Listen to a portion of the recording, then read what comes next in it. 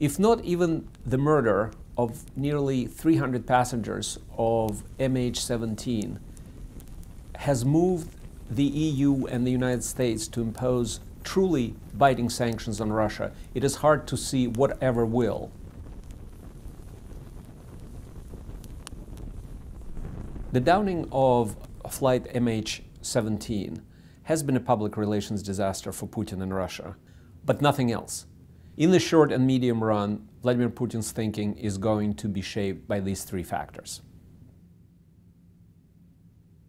Because of domestic politics, Vladimir Putin cannot retreat from eastern Ukraine. He knows that the country is in for rather tough economic times. A recession is looming. He also knows that at the end of last year, beginning of this year, before the annexation of Crimea and before he got engaged in the by proxy war in eastern Ukraine, his popularity was at record low and the legitimacy of the regime was in question. All of that, however, was forgiven and forgotten in the patriotic euphoria of the Ukrainian war.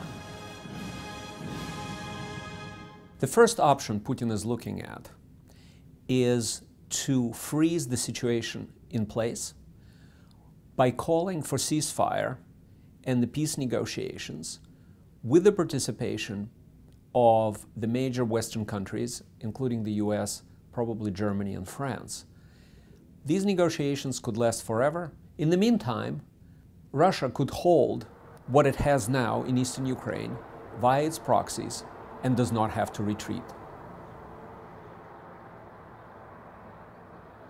If, however, Ukraine continues its rather successful offensive against Russian proxies in eastern Ukraine, Putin could invoke the so-called Libya precedent.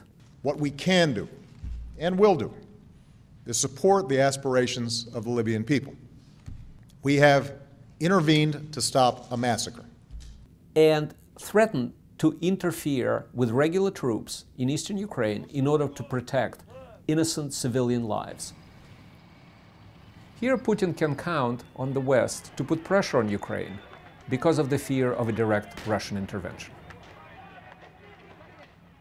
I don't think Vladimir Putin expected that this enormous tragedy and a huge public relations disaster for Russia would result in no additional biting sanctions. He, therefore, ought not to see any reason to abandon his proxies in eastern Ukraine. He is likely to continue to supply them, to train them, and to support them both diplomatically and militarily.